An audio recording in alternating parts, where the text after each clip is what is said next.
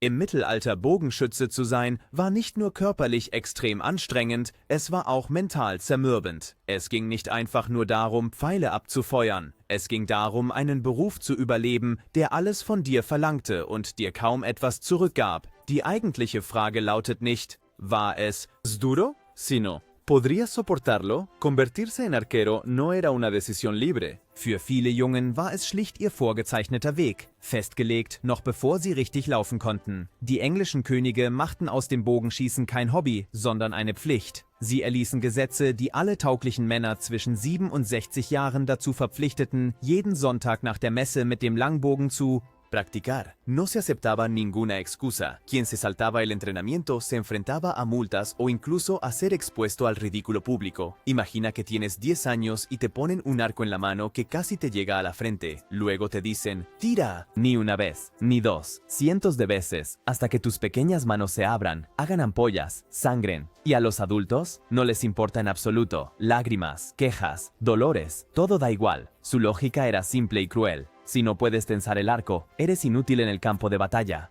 Todavía, mal. Esta orden se convirtió en tu compañera diaria, incluso cuando tus hombros ardían y tus dedos estaban abiertos y heridos, incluso si al principio te daban un arco de práctica más pequeño. A más tardar, a los 12 o 13 años, se acababa la indulgencia. Luego se esperaba que usaras el arma real. Un arco largo, que requería una fuerza de tracción que incluso superaría a muchos deportistas actuales. El objetivo no era simplemente dar en el blanco, se trataba de tener una fuerza increíble en la parte superior del cuerpo. Construir. El arco requería una fuerza de tiro de más de 100 libras, y eso docenas de veces al día. Mientras otros niños jugaban, los futuros arqueros levantaban piedras, tensaban pesas, repetían el mismo movimiento 1000 veces, tanto hasta que sus cuerpos cambiaban visiblemente. Y eso no es un mito. Los arqueólogos han examinado los esqueletos de arqueros medievales y encontraron columnas vertebrales deformadas, hombros deformados, huesos del brazo izquierdo sobredimensionados y crecimientos óseos gruesos en los dedos. En algunos casos, el hueso del brazo izquierdo era un 50% más fuerte que el derecho. Estos hombres estaban literalmente formados por su oficio. A los 16 años, los arqueros experimentados podían disparar hasta 12 flechas por minuto, a objetivos a 180 o incluso 200 metros de distancia. Sus dedos estaban llenos de surcos, su callosidad tan gruesa que apenas se podía perforar con una aguja. Y eso probablemente era algo bueno, porque la ayuda médica en aquel entonces a menudo no era más que un dicho: ponle suciedad, sigue practicando. Se podría pensar que un arquero, después de tantos años de entrenamiento, desarrollaría una conexión profunda con su arma. Pero la verdad era más complicada. El arco largo inglés era una obra maestra del arte de la guerra, pero también una fuente inagotable de sufrimiento físico. El arco en sí era enorme, generalmente entre 1,80 metros y 2 metros de largo, a menudo igual de grande o incluso más grande que el propio arquero. Fabricado en madera de tejo, era relativamente ligero, normalmente pesaba entre 1,5 y 2 kilogramos, pero después de una larga marcha, este peso se sentía como plomo. Pero el verdadero problema no era el transporte, sino tensarlo. Hallazgos de arcos antiguos muestran tensiones entre 90 y 180 libras. Comparación. Los arcos de caza modernos suelen estar entre 40 y 60 libras. Eso significa que tensar un arco largo era más o menos como levantar un perro de tamaño mediano con 3 dedos, y no solo una vez, sino cientos de veces al día.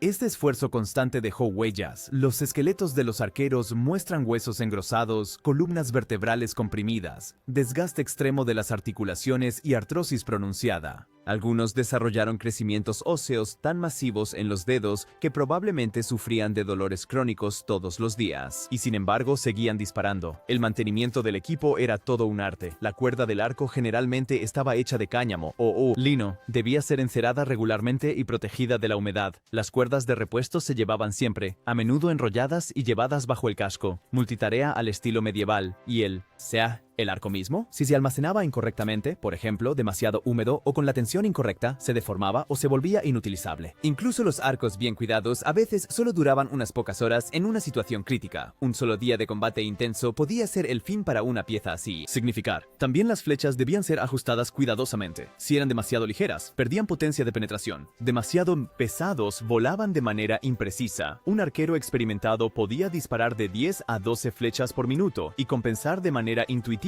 el viento, la distancia y el movimiento del objetivo. El tiro con arco no era una habilidad, era un Estilo de vida. Practicar diariamente era obligatorio. Partes enteras de la tropa podían ser castigadas si un solo arquero faltaba a un día de entrenamiento. Algunos arqueros incluso llamaban a sus arcos sus esposas. Los amaban y odiaban al mismo tiempo. Uno que una vez fue sorprendido bebiendo, se defendió con las palabras: «Mi arco lo exige todo de mí. La jarra por la noche es solo para mí». Y sin embargo, el arco era solo el comienzo. Porque lo que un arquero medieval llevaba consigo.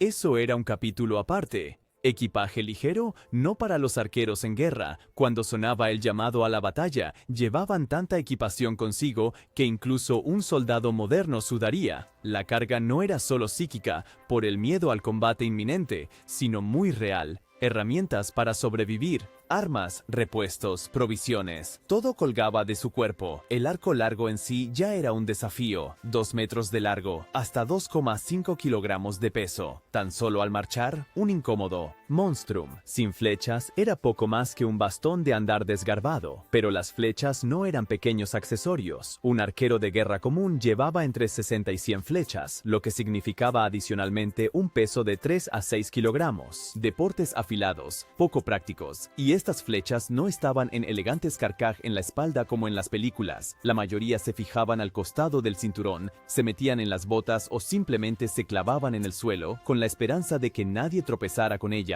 Perder o disparar flechas en combate podía costarte la vida.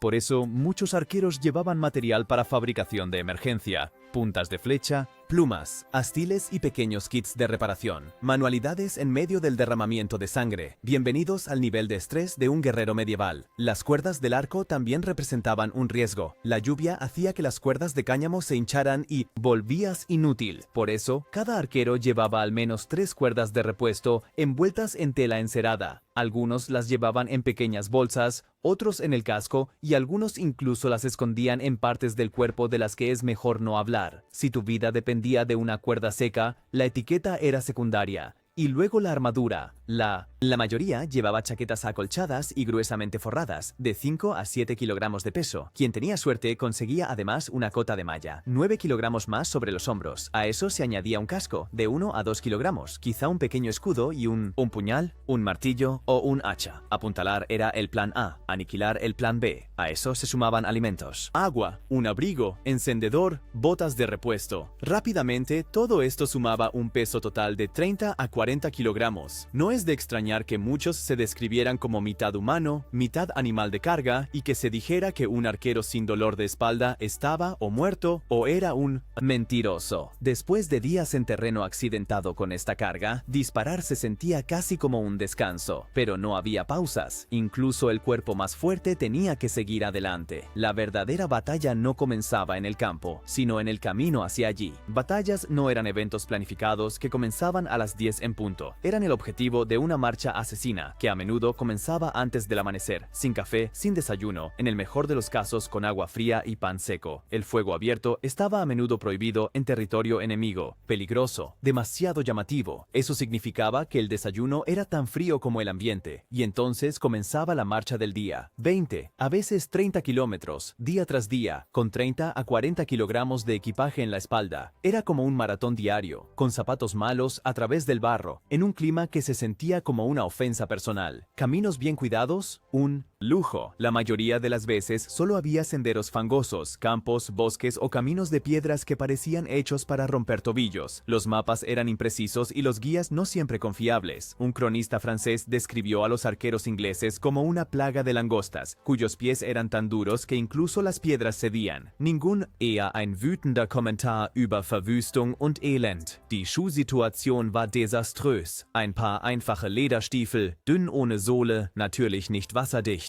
Wenn sie durchgelaufen waren, benutzte man, was man finden konnte. Drapos, restos de tela, cuero de camaradas caídos. Algunos endurecían sus pies caminando descalzos sobre grava. Frotaban o sus suelas con vinagre y sal. Funcionaba, pero no era agradable. Y el clima, un completo desastre. En verano amenazaba el golpe de calor. En invierno uno se congelaba. Lluvia, el peor enemigo del equipo y la moral. Todo se mojaba, todo se volvía pesado. Cuerdas se extendían, las flechas se hinchaban, los arcos perdían su fuerza. A veces, ejércitos enteros simplemente detenían su marcha porque el lodo era demasiado profundo. Continuar hubiera significado ahogarse o asunto desconocido.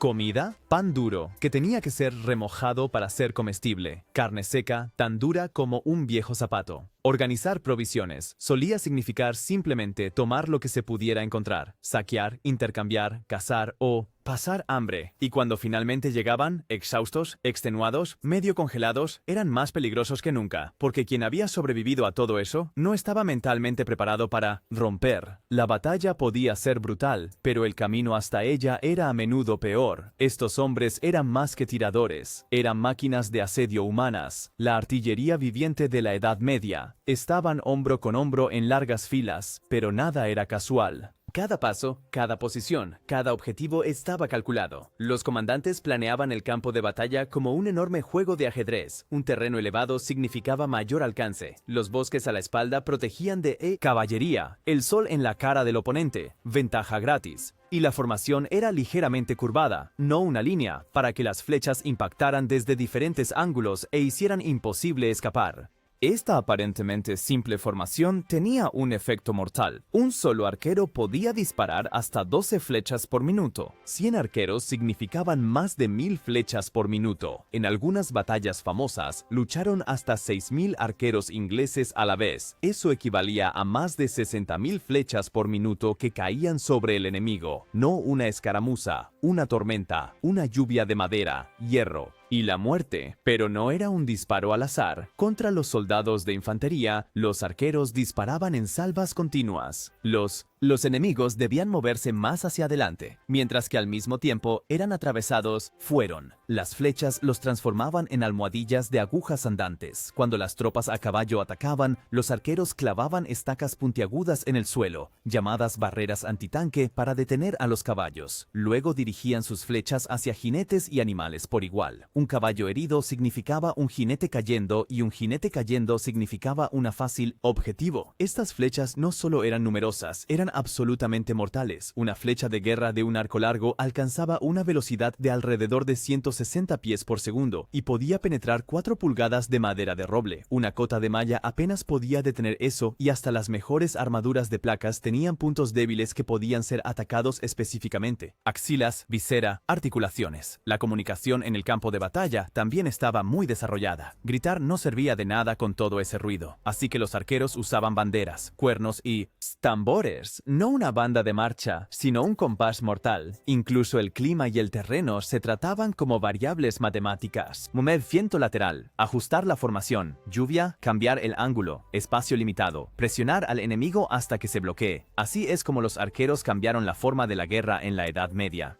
Fundamental. Convirtieron la distancia táctica en una masacre. Quienes se enfrentaban a ellos a menudo solo tenían dos opciones: morir o desear hacerlo. Pero por bueno que fuera el sistema, eventualmente ya no fue suficiente, porque una vez que el enemigo estaba lo suficientemente cerca, la última flecha era solo el comienzo de la pesadilla. Cuando el oponente superaba la distancia o se acababan las flechas, el arquero a distancia se convertía en un combatiente cuerpo a cuerpo desesperado, sin líneas de suministro, sin helicópteros, sin radio, solo el acero desnudo y la brutal realidad. Un arquero tenía entre 60 y 100 flechas. En un combate intenso podían agotarse en 15 minutos, y cuando la caballería enemiga rompía las líneas, significaba: saca tu segunda arma y reza para aguantar lo suficiente. Tan pronto se disparaba la última flecha, comenzaba la lucha por sobrevivir. Muchos arqueros recurrían entonces a sus armas secundarias, a menudo simples dagas, útiles para comer o en el campamento, pero apenas adecuadas contra un caballero acorazado con una espada de 1,5 metros de largo. Algunos llevaban pesados martillos de madera con placas de metal, llamados mauls. Un golpe preciso podía deformar armaduras, romper huesos, pero acercarse tanto significaba arriesgar la vida. Otros usaban pequeñas hachas, originalmente pensadas para cortar madera. Estas podían desgarrar escudos o atravesar rendijas de armaduras. Perforar. Algunos arqueros desesperados incluso usaban su arco como arma, como un bastón improvisado. Algunos reforzaban los extremos con tapas de metal. Imágenes de la época muestran a arqueros que con sus arcos intentaban derribar a los caballeros o defenderse de golpes de espada. Doch meistens war das vergeblich. Der Unterschied zwischen einem trainierten, gerüsteten Nahkämpfer und einem erschöpften Schützen war brutal. Los caballeros habían aprendido desde la infancia a manejar la espada, la lanza y su cuerpo. Llevaban entre 25 y 30 kilogramos de armadura, guiados por décadas de experiencia y equipados con armas excelentes. Frente a ellos estaba el arquero con un jubón acolchado con una herramienta como arma de emergencia, sin entrenamiento en combate cuerpo a cuerpo. Un cronista escribió que era como una lucha entre ratón y gato, solo que el ratón había disparado a toda la familia de gatos antes. No todos los arqueros murieron en estas situaciones. Algunos huyeron, otros sobrevivieron con heridas, algunos incluso mataron a sus oponentes y tomaron sus armas. Pero si te quedabas sin flechas, la muerte a menudo era solo una cuestión de azar. La transición de combatiente de larga distancia superior a luchador cuerpo a cuerpo inferior fue uno de los cambios de rol más duros en la historia de la guerra, y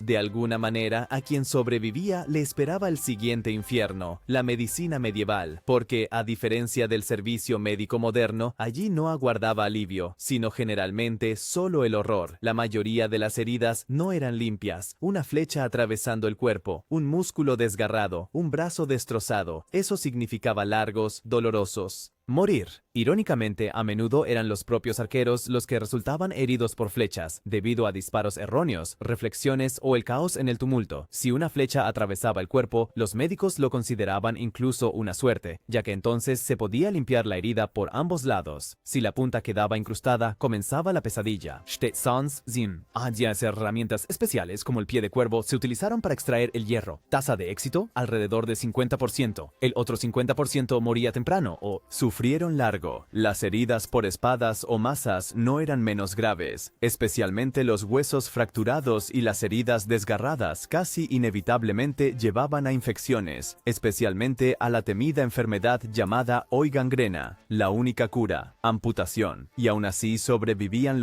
al menos, la atención inicial era a menudo tan dolorosa como ineficaz. El primer paso, vino o aguardiente, no era beber, sino que se vertía directamente en la herida. Médicos medievales y bartenders modernos compartían una creencia: el alcohol ayuda con todo. Los cierres de heridas, espantosos. Las suturas se realizaban con cerdas o pelo de caballo sin ninguna esterilidad. La cauterización, quemar la herida con un hierro al rojo vivo, detenía la hemorragia, pero provocaba graves quemaduras y más. Infección. Los hospitales de campaña eran provisionales, abarrotados y peligrosos. Los heridos yacían sobre suelos de paja, la sangre se mezclaba con pus y suciedad. Las infecciones cruzadas no eran la excepción, sino casi una garantía. El conocimiento médico sobre las bacterias no existía todavía. En cambio, se culpaba al mal aire o a la sangre en mal estado de todo. Algunos remedios eran de hecho útiles. La miel, por ejemplo, tenía un efecto antiséptico. Otros eran francamente peligrosos.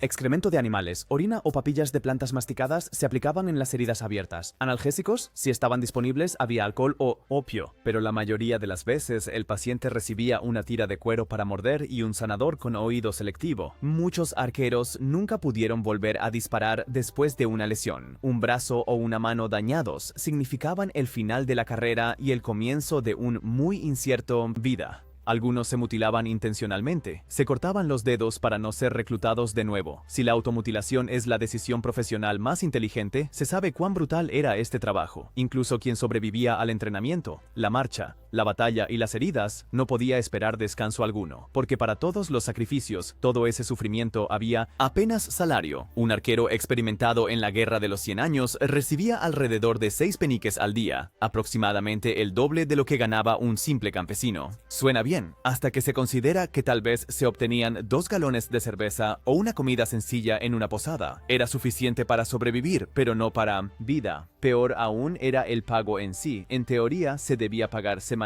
o mensualmente, pero en la práctica los tesoreros reales a menudo se quedaban sin monedas en medio del campo, semanas o meses sin salario, pero continuar luchando, por favor. ¿Por gloria? No, por una promesa del rey. En esta incertidumbre, el saqueo se convirtió en el programa de bonificación no oficial. Si estaba permitido o no, pronto dejó de importar a nadie. Si el sueldo no llegaba, el campo de batalla se convertía en una fuente de ingresos. El que llegaba primero a los muertos, guerra, ganaba más. Lo que se encontraba en el campo de batalla podía marcar la diferencia entre la pobreza y un breve momento de riqueza. Una buena armadura, una espada, un par de botas útiles o incluso un caballo. Todo eso podía superar medio salario anual. No es de extrañar, por lo tanto, que los arqueros después de la batalla no solo lucharan por sus vidas, sino también por ser los primeros en saquear los cuerpos. Entre las campañas se ponía aún peor. Während Friedenszeiten bekamen die meisten Bogenschützen keinen Lohn, obwohl sie weiterhin trainieren und ihre Ausrüstung instand halten. Durante tiempos de paz, la mayoría de los arqueros no recibían salario, aunque seguían entrenando y manteniendo su equipo. Musten. Muchos se ganaban la vida con trabajos de campo o aprendían oficios sencillos como la herrería o la carpintería. Algunos participaban en torneos de exhibición donde mostraban su destreza en el tiro, por premios insignificantes o donaciones del público. Y si resultaban heridos, apenas había compensación. Un arquero que perdía la mano con la que disparaba podía quizás esperar un pago único de unos pocos chelines. Demasiado poco para poder vivir de ello. En casos raros, los arqueros especialmente leales o exitosos recibían pequeñas parcelas de tierra como regalo de su señor, pero eso era la excepción, no eran la regla. Los costos médicos debían ser cubiertos por los hombres mismos y a menudo consumían el último resto de sus ahorros. ¿Previsión para la vejez? Ninguna. El único plan de pensiones era no te hagas viejo. Los sistemas de pensiones para los soldados comunes no existían. Simplemente no. Quien al envejecer quería abrir un negocio o comprar un pequeño terreno, tenía que hacerlo de su propio bolsillo. Y un sueño que pocos pudieron cumplir. Antiguas declaraciones de impuestos y censos de esta época muestran que muchos antiguos arqueros eran de los más pobres de su comunidad. Sus cuerpos maltratados solo eran adecuados para trabajos diarios simples, actividades físicas pesadas con un salario mínimo. Algunos utilizaron sus habilidades para enseñar a la próxima generación como instructores de tiro con arco, pero estas posiciones eran escasas y mal pagadas, y así la vida de muchos arqueros no terminaba con honor, sino en Armut. Muchos fueron enterrados en tumbas sin nombre, después de haber gastado sus últimas monedas en medicamentos o alimentos. Las mismas manos que una vez habían defendido reinos, al final no pudieron ni siquiera costearse un propio entierro. Cumplir. Pero no solo económicamente fue trágica la vida de estos hombres, también socialmente se encontraban entre los mundos. En la Edad Media, fuertemente jerárquica, el nacimiento generalmente determinaba el rango social. Los arqueros ocupaban una peculiar posición intermedia.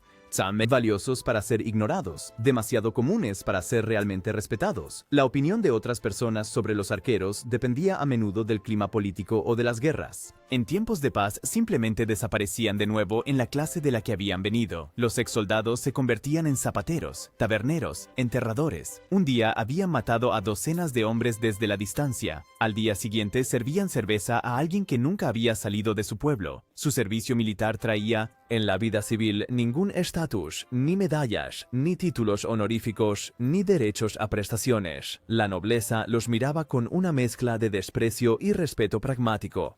Crónicas nobles. A menudo describían a los arqueros como rudos, toscos, incultos. Sin embargo, los mismos textos también daban: sin estos hombres no se habría ganado ninguna batalla. Un famoso noble francés se lamentó una vez de que el arco largo era un arma injusta, porque permitía a la plebe matar a nobles desde una distancia segura. Matar. Quizás el cumplido más honesto que se le haya hecho a un arquero. También el pueblo sencillo estaba dividido. Los arqueros que regresaban eran vistos con recelo. Se sabía que habían saqueado, matado, violado y que a veces llevaban su brutalidad de vuelta a casa. Algunas ciudades incluso promulgaron ordenanzas especiales para evitar problemas con los arqueros que regresaban. La iglesia lo hizo aún más complicado. Oficialmente condenó el uso de armas a distancia contra cristianos. Varios papas se pronunciaron en contra de las ballestas y los arcos largos. Para muchos arqueros eso significaba elogiados por el rey, malditos por el clero. Algunos intentaron liberarse mediante donaciones generosas a la iglesia. Otros simplemente esperaban impresionar en las puertas del cielo con su puntería. Hacían. También en el caso de las mujeres, la imagen era contradictoria. Durante la guerra, los arqueros eran considerados buenos proveedores. Ganaban más que los campesinos, pero su alta tasa de mortalidad y constante ausencia los hacían poco fiables. Socios. En algunos pueblos que proporcionaban muchos arqueros, la proporción de viudas era notablemente alta.